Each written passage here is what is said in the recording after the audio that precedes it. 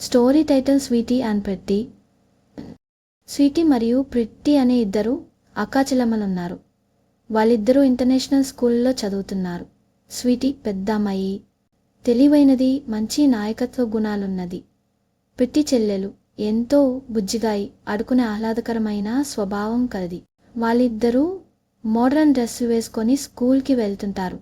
జుట్టు స్టైల్ ఇద్దరికీ ఒకే విధంగా ఉంటుంది, మెరిసే. సాయంత్రం వచ్చేసరికి వాళ్ళిద్దరూ ఒకేసారి హోంవర్క్ పూర్తి చేసి గార్డెన్లో ఆడుకుంటారు. వారు కలిసి హైగా బంతి ఆట, జంపింగ్ రోప్ ఆడుతూ గలగల నవ్వుతుంటారు. అక్క చెల్లెమ్మల మధ్య ఉన్న ఒకరోజు ప్రిట్టికు జ్వరం వచ్చింది. ఆమె బలహీనంగా మారిపోయింది. స్కూల్కు వెళ్ళలేకపోయింది. అప్పుడు స్వీటీ ఎంతో బాధపడింది. ప్రిట్టి కూర్చునేలా బెడ్ని అలంకరించి నర్సుగా మారి ఆమెకు ప్రిట్టి కోలుకున్న వెంటనే స్వీటీ ఆమెకు ఒక చిన్న సర్ప్రైజ్ గిఫ్ట్ ఇచ్చింది. ఇద్దరు కలిసి ఉన్న ఫోటోను ఒక అందమైన ఫ్రేమ్లో పెట్టి love you forever sis అని రాసింది.